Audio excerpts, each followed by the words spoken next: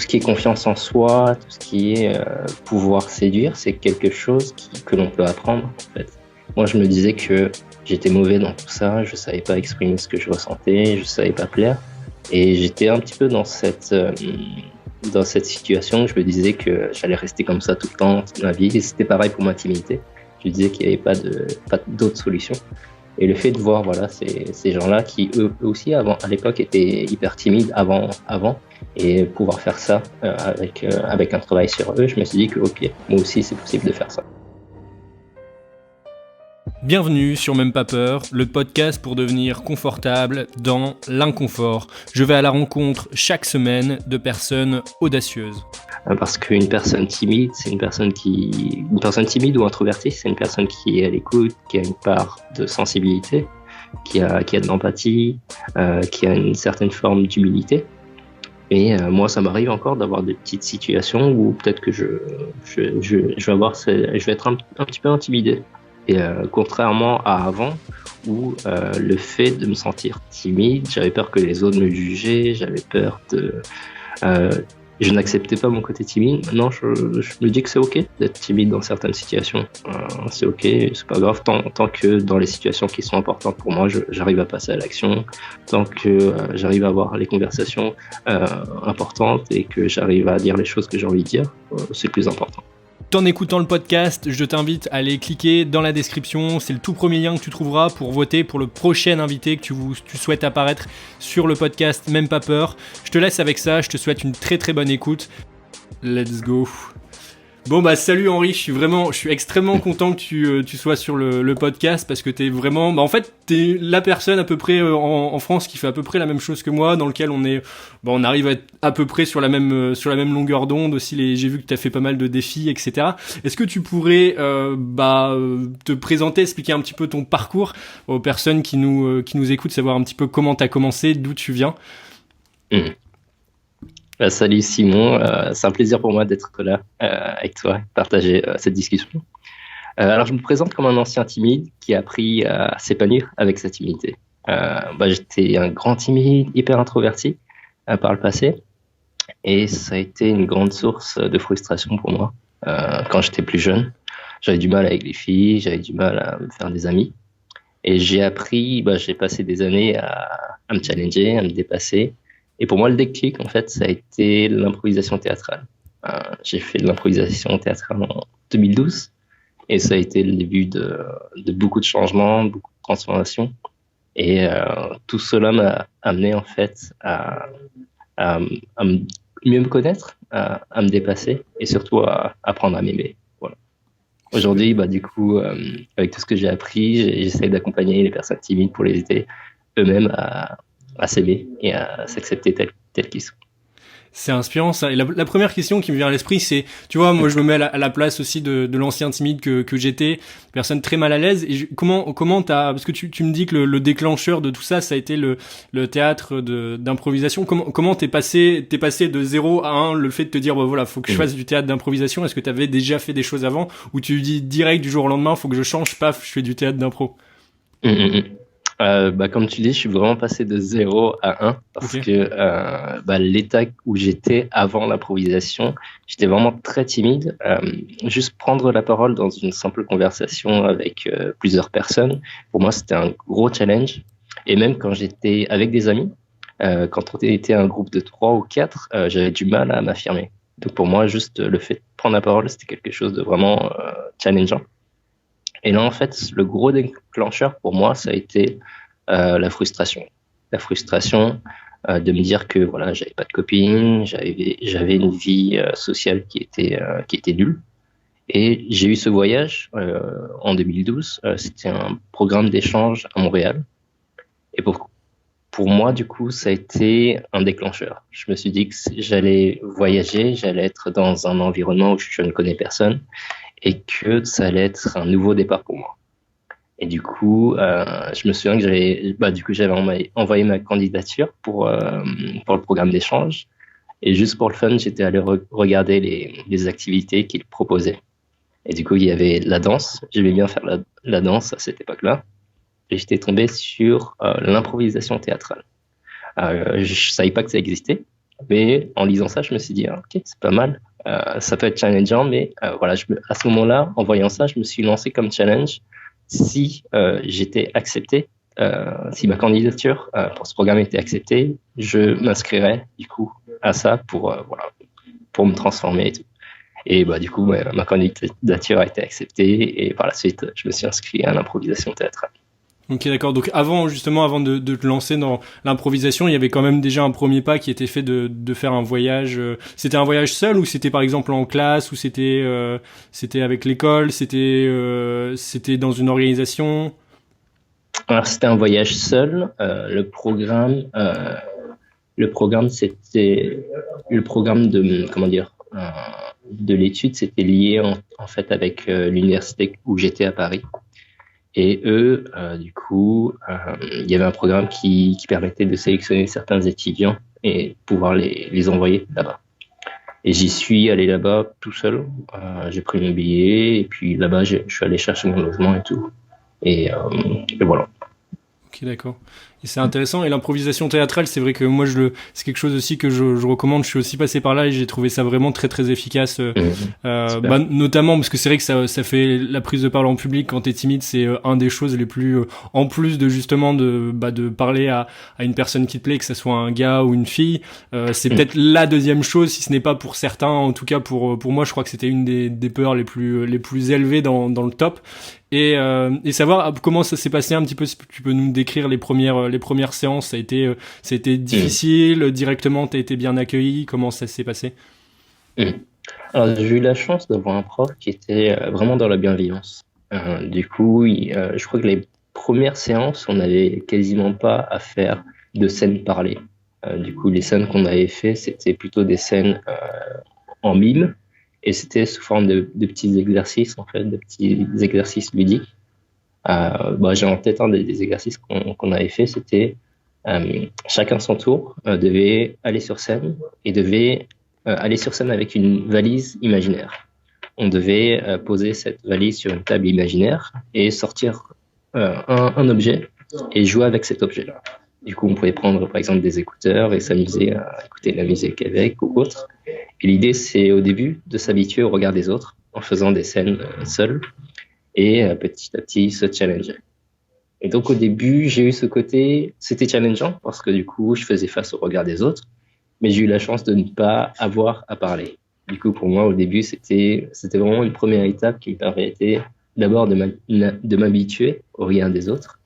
Et après, ensuite, on avait des scènes à faire un peu plus difficiles.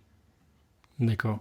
Et donc du coup, on parlait de théâtre d'improvisation. Tu disais que ça avait été le déclencheur, que ça avait été très efficace en fait pour toi, pour justement apprécier, si ce n'est même vaincre la timidité. Est-ce que après il y a eu d'autres déclencheurs? Est-ce qu'il y a des choses que t'as trouvé efficaces, plus ou moins efficaces, enfin à peu près au même niveau, quoi? Ce que ça m'a appris en fait l'impro, c'est de sortir de la zone de confort. En fait. Il y a ce côté où on monte sur scène, on ne sait pas ce qui va arriver, on connaît pas le texte, on ne sait pas ce qu'on va pouvoir sortir. Et du coup, il y a ce côté où on va aller puiser dans nos ressources pour pouvoir prendre quelque chose sur scène. Et après, on fait face à nos propres peurs. La peur du regard des autres, on va peut-être se dire, mince, si je joue un chien en train d'aboyer, peut-être que les gens vont me juger. Et du coup, on fait face à nos propres peurs. Et ça m'a appris, ça a été pour moi une sorte d'initiation au développement personnel. Du coup, à partir de là, j'ai commencé à m'intéresser au développement personnel en général, à toutes sortes de défis qui existent pour sortir de sa zone de confort. Et aussi en parallèle, alors ça m'a appris du coup à être plus ouvert, à avoir un peu plus de confiance en moi. Mais il y avait une chose que je remarquais, c'est que j'avais toujours du mal avec les filles. J'avais toujours du mal à exprimer ce que je ressentais. Et le fait de m'être pris, malgré le fait que je m'étais beaucoup challengé, que j'étais beaucoup plus à l'aise, le fait de m'être pris encore des vents par des filles, ça m'a fait beaucoup de mal.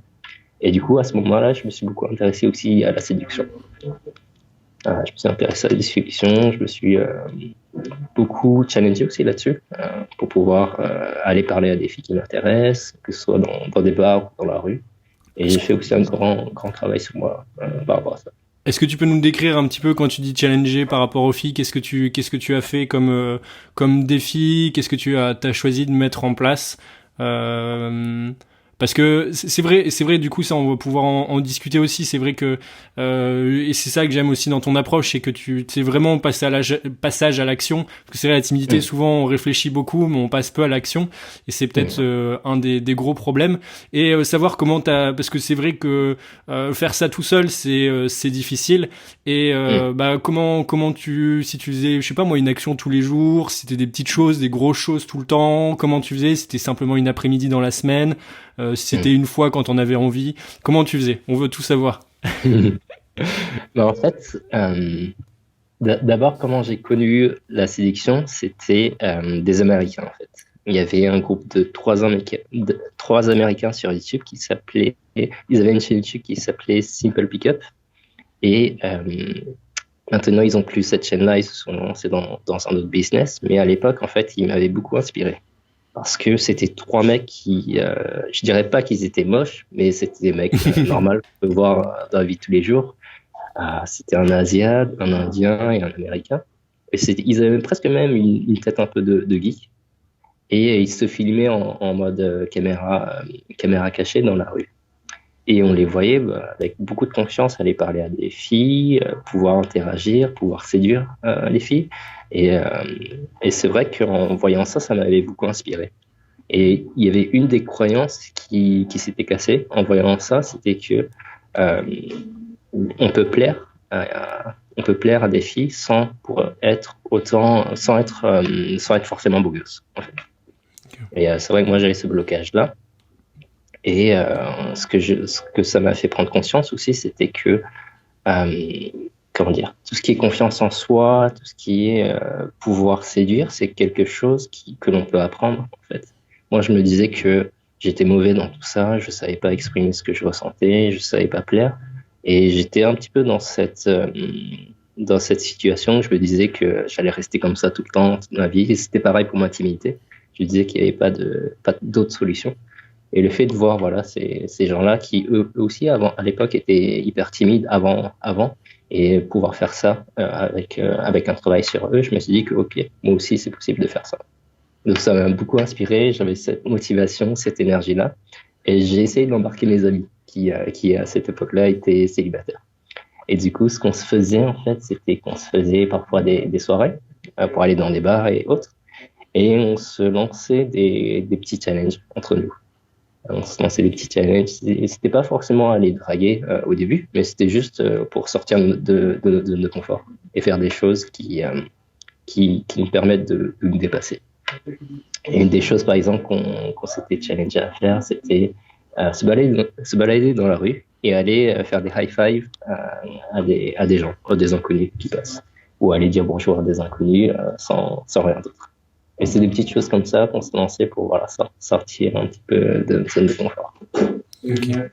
Et est-ce que tu peux décrire, parce que c'est vrai que moi je ressens aussi ça, même encore maintenant quand je fais des challenges ou des défis comme ça, tu sais, je vais pas te donner d'indices, qu'est-ce que tu ressens toi après justement avoir fait justement ce type de challenge?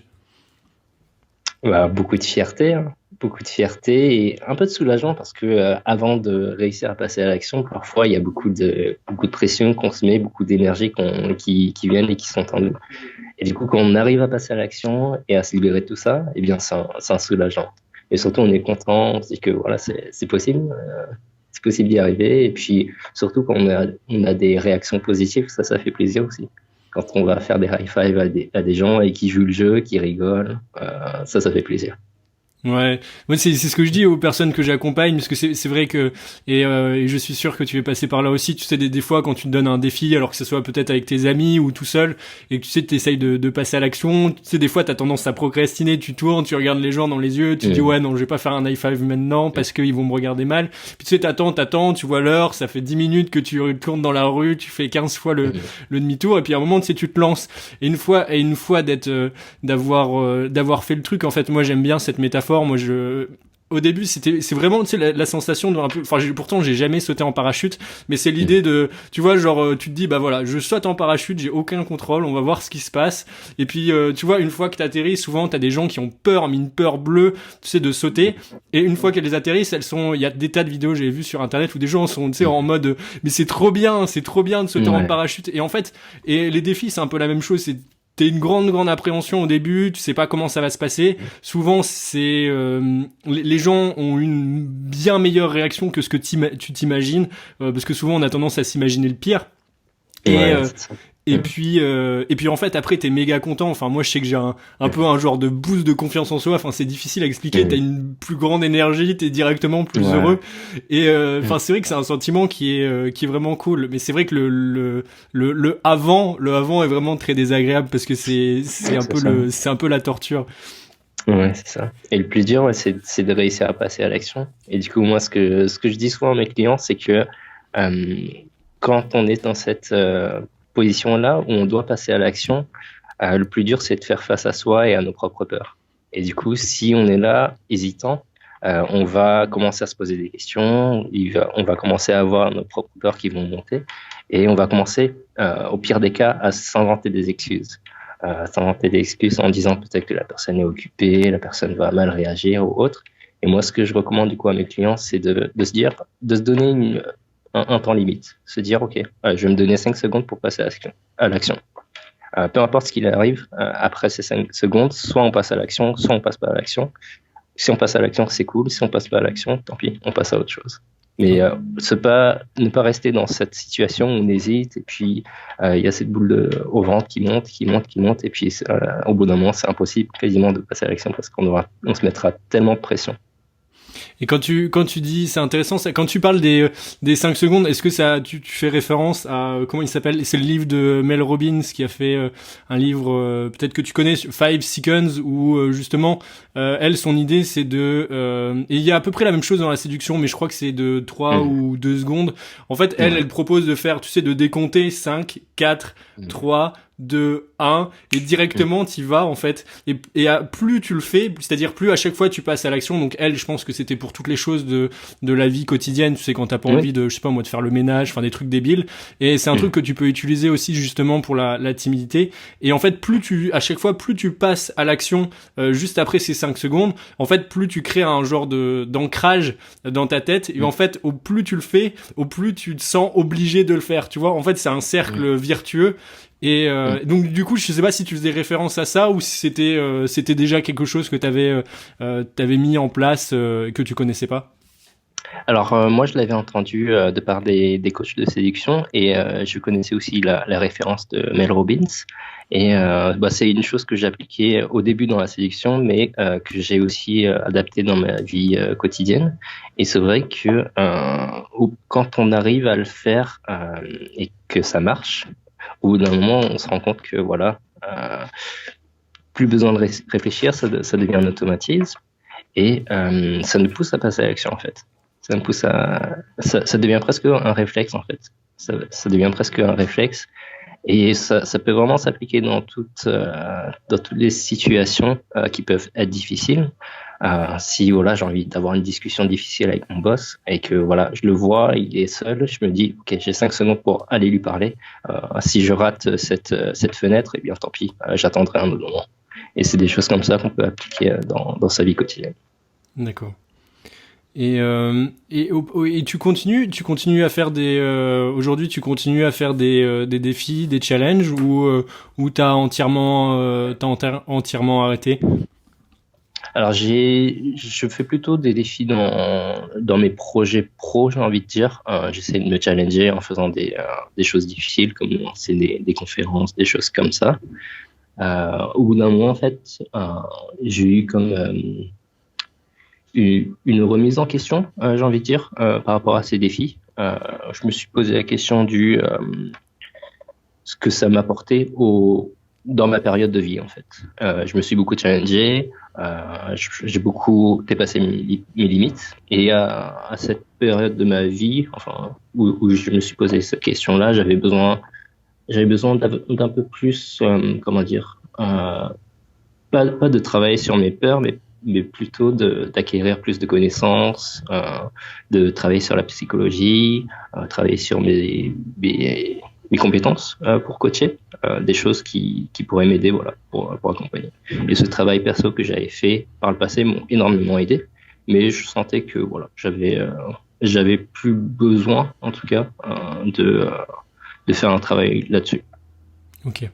Et tu parlais tout à l'heure de connaissances. Est-ce qu'il y a des livres que tu recommandes? Est-ce qu'il y a des livres des vidéos qui t'ont tout à l'heure tu parlais des gars de Simple Pickup, si je me souviens bien. Est-ce qu'il y a un livre ou un livre qui t'a marqué, ou des livres qui t'ont marqué, ou que tu aimerais conseiller aux gens qui nous écoutent? Ouais. Il y en a deux qui me viennent en tête là. Le premier, c'est le livre qui s'appelle La force des discrets de Susan Cain. Je sais pas si tu l'as lu. Il m'a beaucoup aidé. En fait, à une époque, lorsque je me suis intéressé au développement personnel et au début, je mettais comme sur un piédestal les personnes extraverties. Pour moi, les personnes extraverties, c'était des personnes populaires qui avaient du succès auprès des filles, qui avaient du succès professionnellement. Et pour moi, je voyais beaucoup de choses positives chez les personnes extraverties. Et au contraire, chez les personnes introverties, je voyais beaucoup de choses négatives. Je pensais que mon côté introverti faisait que j'avais pas de succès avec des filles. Je pensais que mon côté introverti faisait que j'étais pas sociable, que j'avais du mal à me faire des amis. Et du coup, quand j'ai commencé à me dépasser, à me transformer, je voulais presque devenir une personne extravertie, en fait. Sauf que ce que j'ai pris conscience, notamment grâce à ce livre, c'est que en voulant changer, en voulant devenir une personne extravertie, je refoulais aussi une part de ma personnalité.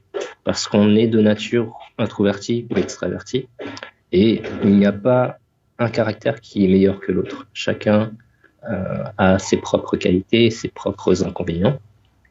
Et ce livre-là m'a fait prendre conscience des qualités que les personnes introverties ont, et aussi des challenges.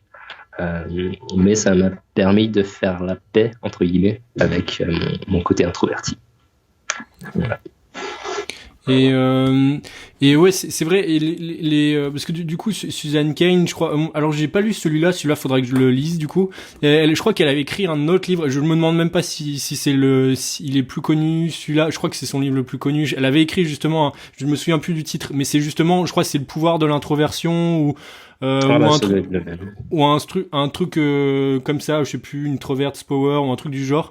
Et c'était pour savoir un petit peu toi ta vision de l'introversion, parce que c'est vrai que moi il y a beaucoup de gens que j'accompagne qui utilisent un petit peu l'introversion comme une excuse. Ah bah voilà, je suis introverti, je vais rester chez moi, je suis mieux chez moi, tu sais, enfin voilà, chercher des excuses et savoir un petit peu quelle était ton opinion toi sur l'introversion. Et comme t'as fait un beau parcours personnel à ce sujet-là, quelle est ton opinion à propos de ça? Ouais. Déjà, ce qui est important de définir, c'est la définition même de l'introversion. En fait, beaucoup de gens confondent introversion et timidité, alors que c'est pas la même chose. La timidité, c'est cette sorte de carapace qu'on se met qui nous empêche parfois d'être nous-mêmes, qui peut être lié à un manque de confiance, ou peut-être à une peur du regard des autres. L'introversion, c'est ce que les autres pourraient appeler une personne discrète. Et une personne introvertie, en fait, ce qui va les différencier d'une personne extravertie, c'est que elle va trouver sa zone de confort dans sa bulle. Du coup, ça peut être chez elle, ça peut être juste avec une personne, ça peut être devant son bouquin. Elle va trouver cette zone de confort-là. Elle va pouvoir se ressourcer dans cette bulle-là. Une personne extravertie, c'est une personne qui va trouver sa zone de confort dans un environnement avec beaucoup de stimulation. Du coup, ça peut être un environnement avec plein de gens, ça peut être des environnements bruyants ou autres, mais c'est auprès des autres que ces personnes-là vont se ressourcer. Du coup, si on demande à une personne extravertie de passer le week-end seule, là, elle va se retrouver en dehors de sa zone de confort parce qu'elle n'a pas son environnement de stimulation. Et au contraire, une personne introvertie, si on lui demande de passer le week-end entourée de plein de personnes, elle va être épuisée à la fin parce qu'elle n'est pas dans son environnement de ressources. Par contre, ça, c'est les prédispositions qu'une personne introvertie et extravertie ont. Mais une personne introvertie qui a sa zone de confort dans un environnement avec peu de stimulation peut aussi développer des compétences qui vont lui permettre de pouvoir, aller dans des soirées et pouvoir communiquer avec plein de gens. C'est juste qu'elle a besoin d'être à l'écoute de soi et de se dire, OK, voilà, j'ai fait plein de soirées, je commence à être un petit peu fatigué, il faut que je me ressource dans ma zone de confort. Mais dans le livre, Susan Cain, elle dit que l'introversion, c'est comme un élastique qu'on tire. À la base, peut-être que on est très introverti, mais cela ne nous empêche pas de pouvoir tirer cet élastique pour pouvoir être dans certaines situations un peu plus extraverti. Et moi, je me reconnais dans ça parce que ça m'arrive dans certaines soirées ou certains groupes de conversation où, par exemple, on parle d'un sujet qui m'intéresse. Là, je pourrais être un peu plus bavard que dans un sujet où ça m'intéresse pas. Mais je ne renie pas forcément mon caractère parce que je sais que c'est normal si dans un groupe je suis plutôt discret. Et c'est normal si, un vendredi soir où je suis fatigué, j'aurais envie de rester seul à la maison.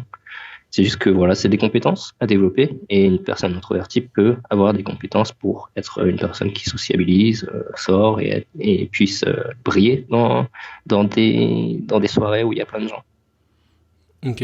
Ouais, c'est vrai que c'est important de le souligner parce que c'est vrai que j'ai l'impression que beaucoup de gens avec qui se discutent ont l'impression qu'il y a un peu, tu vois, genre deux catégories très distinctes justement, et j'ai trouvé ça intéressant ce que tu disais sur le fait que quand t'étais justement introverti, tu t'idolâtrais un peu les extravertis, et moi c'était aussi mon cas, et tu sais, tu te dis qu'il y a deux catégories bien distinctes, les extravertis et les introvertis, et que en fait tu vois un peu l'extraversion comme une chance, un don du ciel, et puis introversion un petit peu comme toi mon petit malheureux, t'es introverti et puis tu resteras comme ça toute ta vie. Et je trouve vraiment très intéressant ce que tu précises, le fait que en fait à tout moment tu peux décider de faire l'effort justement de switcher et pas forcément de switcher, mais de mettre des choses en place pour justement te rapprocher et te rapprocher de l'extraversion, ou simplement d'être plus à l'aise et plus, on va dire, socialement plus à l'aise et plus adapté aux différentes situations sociales.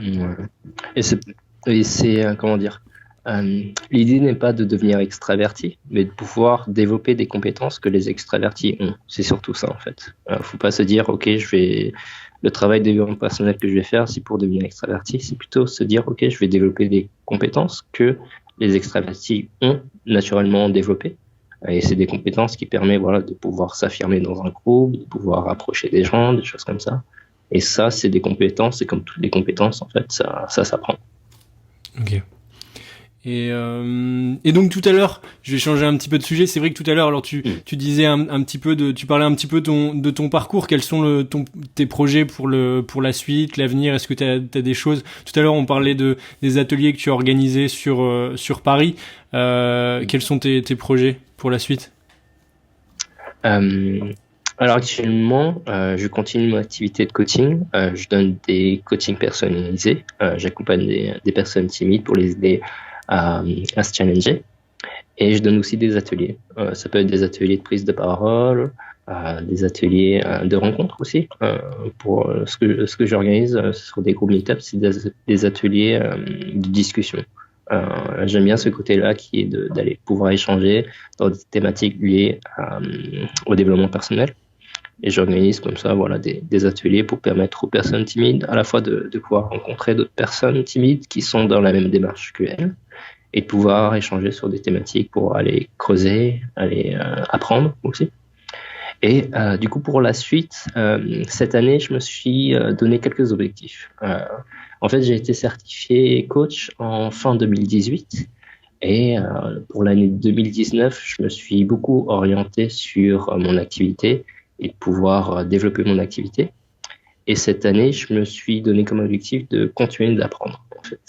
Il y a deux choses que j'aimerais apprendre, c'est tout ce qui est lié à l'inconscient. Il y a des choses qui sont comme l'hypnose, la PNL, des choses comme ça qui m'intéressent. Et un autre aspect qui est plus spirituel, faire un travail sur sur ma spiritualité et apprendre sur la spiritualité. Là, en mars, par exemple, je vais faire une initiation au Reiki. Je ne sais pas si ça te parle, le Reiki. J'en ai entendu parler, mais ouais, si tu veux décrire un petit peu ce que c'est, parce que c'est vrai que je vois vaguement ce que c'est, puis je sais pas si les gens qui nous écoutent savent exactement ce que c'est. Alors le Reiki, en fait, c'est un soin énergétique que on transmet en fait l'énergie à travers les mains sur une personne, et cela permet de débloquer des blocages, que ce soit émotionnels, mais aussi des douleurs physiques qu'on peut avoir. Il y a certains niveaux. Le niveau 1, par exemple, c'est pour pouvoir résoudre des douleurs physiques. Et le niveau 2, c'est plus pour pouvoir débloquer des blocages émotionnels. C'est vrai que, alors du coup, dans la culture asiatique et indienne aussi, on parle d'énergie qui circule dans notre corps. Et tout est énergie. Et les émotions, par exemple, qu'on peut ressentir, les émotions négatives surtout, peuvent se bloquer dans notre corps. Et souvent, les mots qu'on a dans notre corps, c'est une conséquence d'énergies qui sont bloquées. Et quand on ressent beaucoup de frustration, de tristesse, c'est des énergies négatives qui peuvent se bloquer dans notre corps et avoir des conséquences physiques sur notre corps. Et ce qui est intéressant du coup avec ces soins énergétiques, c'est que ça va du coup débloquer tous ces blocages énergétiques qui seront dans notre corps et pouvoir le faire circuler. D'accord. C'est cool. Donc t'aimerais toucher en fait à te spécialiser dans différents champs et d'avoir une vision assez, on va dire, holistique, assez large pour justement accompagner les gens qui souffrent de toutes les peurs un petit peu liées au regard des autres, donc la timidité, les prises de parole en public et tout ça, si je me trompe pas, c'est ça? Ouais. Je sais pas encore comment est-ce que je pourrais par la suite, le proposer dans ma démarche d'accompagnement, mais l'idée que j'ai pour l'instant, à la base, c'est plutôt pour apprendre une démarche personnelle, et en parallèle, ce serait aussi pouvoir le proposer. Moi, je le vois un petit peu comme quelque chose qui permettrait à mes clients, du coup, de pouvoir avoir plus d'énergie, débloquer peut-être certaines émotions et pouvoir se libérer de certains blocages. D'accord. Et avec tes clients, quand ils viennent, est-ce que c'est à peu près les mêmes problématiques qui se présentent? Est-ce que c'est à peu près les mêmes choses pour lesquelles ils souhaitent venir, ou est-ce que c'est des choses complètement différentes pour lesquelles qu'ils souhaitent avoir un coaching avec toi? La plupart des clients que j'ai, ce sont des personnes timides, et la plupart des objectifs, c'est pour trouver l'amour, pour pouvoir s'épanouir dans les relations. Dans leurs relations, et dans ces problématiques-là, j'y trouve ces points de similitude. Après, j'ai d'autres personnes que j'accompagne qui sont aussi dans une démarche pour trouver leur voie. Pour trouver leur voie, ils font un métier où ils ne sont pas épanouis, et je les accompagne pour trouver un métier où ils pourraient être épanouis. C'est quelque chose qui m'a touché aussi par le passé, et c'est pour ça du coup que tous ces clients viennent à moi. Okay. Et et comment ça se passe une séance de coaching? Et demain, voilà, je vais prendre un rendez-vous avec Henri. Comment ça se passe tes séances? Est-ce qu'il y a une méthode que tu suis? Tout est différent? Comment ça se déroule? Alors moi, le coaching que j'applique, c'est le coaching que j'ai appris durant ma formation. L'idée, c'est qu'on puisse définir ensemble tout d'abord un objectif à long terme, vers quel état la personne souhaiterait atteindre. Et moi, en tant que coach, je suis vraiment là en tant que guide. Je sais pas si guide est le bon mot, mais je suis une personne qui accompagne. Je ne donne pas de conseils, parce que du coup, c'est pas le rôle du coach de donner des conseils, mais vraiment, je suis la posture que j'ai, c'est une posture qui va questionner la personne, qui va faire en sorte que la personne trouve elle-même ses réponses. Et durant chaque séance, en fait, la procédure que je suis, c'est une procédure où on va d'abord définir ensemble quel objectif le client souhaiterait atteindre pour cette séance. Ensuite, on va aller creuser dans son quotidien, dans ses blocages. Et à la fin de la séance, on va se définir ensemble quelles sont les actions qui pourraient l'aider à atteindre cet objectif, à la fois à court terme pour la séance, mais aussi pour le long terme. Et en parallèle de ça, j'ai aussi des séances que je donne entre guillemets sur le terrain, où j'accompagne du coup mes clients pour se challenger et faire face à leur peur. C'est quelque chose qui peut faire peur dit comme ça, mais l'idée c'est d'aller sur le terrain et de se challenger sur différentes choses qui peuvent être un frein à leur épanouissement. D'accord. Et quand tu justement tu accompagnes des personnes justement pour vaincre, affronter leur peur, tu fais ça surtout en coaching, je veux dire à l'individuel, ou c'est aussi tu fais ça par groupe de personnes? Principalement individuel. Ça m'est arrivé de faire certains événements par groupe. L'idée c'était, alors je me souviens plus comment je l'avais orienté la thématique. J'avais préparé une liste de défis à faire par groupe, et l'idée c'était par plusieurs personnes de se challenger et faire des choses ensemble, de pouvoir avoir cette énergie de groupe comme je l'avais eu quand je me suis moi-même lancé, et de le faire en groupe pour pouvoir se challenger ensemble et pouvoir se soutenir et faire des choses qui peuvent être un peu plus fun en le faisant avec d'autres personnes. Ok. Parce que c'est ce que j'avais trouvé intéressant aussi. Je sais plus où j'avais vu, et c'est vrai que tu m'en as reparlé aujourd'hui. Le fait que tu avais lancé justement. Alors je sais pas si c'était au début ou si t'as fait ça après, un peu après. Mais tu sais, c'était lancé sur l'application Meetup justement des rencontres. Pour les timides. Et comment t'as eu cette idée? Ça t'est venu comme ça? Parce que c'est vrai que moi, faut que je le mette en place. Je dirais que j'ai pas du tout pensé. Et pour rencontrer des gens qui sont dans ta comment dire, dans ta communauté, qui sont dans le même état d'esprit que toi, je trouve que c'est vraiment cool. Comment t'y as pensé? Ça t'est venu comme ça?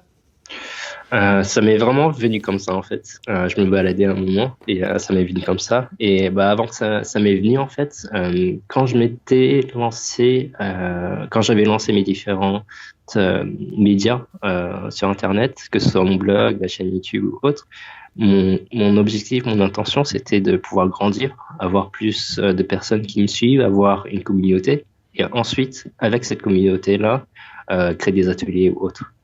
Et à un moment, je me baladais, et moi, en fait, moi personnellement, j'allais de temps en temps à des meet-up.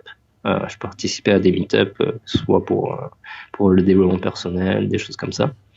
Et je sais pas, ça m'est venu comme ça. Je me suis dit, mais au lieu d'attendre que mes différents médias ont du succès, que j'ai une grande communauté, pourquoi pas lancer directement mon groupe meet-up et avoir directement ces personnes que je pourrais accompagner. Peut-être qu'au début, il y aura que quelques personnes, c'est pas grave. Au moins, j'aurai cette interaction directe avec ces personnes-là, et je pourrais déjà proposer mon aide et les accompagner. Ok, super, c'est intéressant, très inspirant. Et aujourd'hui, est-ce que tu te considères encore comme quelqu'un de timide, ou tu penses avoir vaincu la timidité, ou simplement tu considères la timidité comme une partie comme être extraverti ou introverti? Est-ce que tu considères ça comme, je vais pas dire un trait de personnalité, mais comme quelque chose un peu immuable qu'il faut accepter, ou plus comme un peu, je dirais, une maladie, je vais pas dire un cancer parce que c'est pas comparable, mais tu sais, comme quelque chose que tu peux soigner. Quelle est ta vision à ce sujet-là? Maintenant, je le vois comme quelque chose de positif. Ça m'arrive encore de me présenter comme quelqu'un qui est encore un petit peu timide. J'y vois, je dirais pas que du côté positif, mais je vois beaucoup de côté positif à la timidité.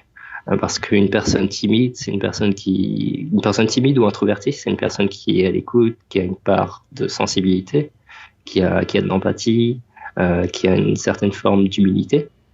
Et moi, ça m'arrive encore d'avoir des petites situations où peut-être que je vais être un petit peu intimidé. Et contrairement à avant, où le fait de me sentir timide, j'avais peur que les autres me jugeaient, j'avais peur je n'acceptais pas mon côté timide. Maintenant, je me dis que c'est ok d'être timide dans certaines situations. C'est ok, c'est pas grave tant que dans les situations qui sont importantes pour moi, j'arrive à passer à l'action, tant que j'arrive à avoir les conversations importantes et que j'arrive à dire les choses que j'ai envie de dire, c'est le plus important. C'est chouette. Ouais, comme quoi c'est vraiment un état d'esprit, parce que c'est vrai que en fait, quand on était, tu vois, les anciens timides comme on a été, avoir du mal justement avec les filles, à se préoccuper constamment du regard des autres, avoir la moindre peur, une fois que tu ouvres ta porte de chez toi, te dire qu'il faut bien t'habiller, que faut pas du tout, faut vraiment être à l'aise, faut vraiment te montrer tout le temps sous ton meilleur jour, parce que sinon les gens vont te critiquer pour la moindre chose. Et c'est vrai qu'en fait voir la timidité comme quelque chose de positif, dans le sens où justement quand t'es timide, t'as bien sûr des inconvénients, que quand justement t'es vraiment timide et t'es au fond du fond, au bout du bout, tu vois justement les pires inconvénients. Mais c'est vrai qu'il y a aussi des gros avantages que je veux dire que les gens qui sont pas passés par la timidité ne connaissent pas, des avantages que t'as cités, et je trouve ça vraiment intéressant pour les gens qui nous écoutent aussi de prendre en connaissance justement le fait qu'il y a aussi beaucoup d'avantages sur lesquels on peut se reposer en fait. Oui, complètement. Ouais. Bah écoute, Henri, je te remercie vraiment de ta présence. Je pense que tout ce que tu as dit va résonner, je pense, dans beaucoup de gens qui vont nous écouter. Et ils vont pas se sentir seuls, parce que c'est vrai que des fois t'as tendance, même si on est beaucoup de timides dans le monde, on a tendance, quand on est justement au fond du fond, dans les pires moments, on a tendance à se dire que c'est la seule chose qui nous arrive, et puis on est les seuls à vivre ça, et que en fait, mine de rien, on est beaucoup dans le monde à avoir vécu ce genre de situation. Bah écoute Henri, je te remercie vraiment de ta présence. Où les gens peuvent venir avoir des nouvelles. Tu parlais tout à l'heure d'un blog, justement du coaching. Est-ce que tu as des liens à recommander pour que les gens viennent te suivre? Ouais. Alors moi je mets tout sur mon site internet. Vous pouvez le trouver sur henrifay.com. Voilà, vous trouverez tous les contenus que je mets. J'écris des articles sur la timidité, sur toutes les thématiques qui sont liées à la timidité, que ce soit l'introversion, l'estime de soi, la confiance en soi. Et dans ce site aussi, je présente mon activité en tant que coach et l'accompagnement que je propose aussi. Ok, d'accord. Bon bah ça marche. Je mettrai tous les liens dans la description. Et puis bah Henri, écoute, je te souhaite une très très bonne journée, un bon courage pour la suite de des projets qui semblent assez fous, et c'est vraiment le principal, de continuer à se challenger. Et puis je te souhaite le meilleur, et puis bon courage à toi pour la suite. Merci à toi Simon, c'était un plaisir. Salut Henri. À plus. Salut. Voilà, l'épisode de cette semaine est terminé. J'espère qu'il t'a inspiré, que l'histoire d'Henri t'a inspiré et t'aidera pour justement dépasser tes peurs et faire ton propre parcours dans la timidité, et surtout la vaincre. N'hésite pas à aller voir son site internet si tu veux des conseils de manière plus approfondie. Également, comme on en a parlé, comme tu as probablement dû l'entendre, Henri a un site meet-up, un groupe meet-up plutôt, à Paris. Donc si tu es à Paris, n'hésite pas à en faire partie et le rejoindre. Quant à moi, je te laisse pour la semaine prochaine. N'hésite pas aussi à choisir l'invité de la prochaine semaine, des prochaines semaines, pour donner ton avis ou en soumettre de nouveau, simplement en cliquant dans le premier lien dans la description. Je te souhaite une très bonne fin de semaine, et puis à la prochaine. Salut à toi.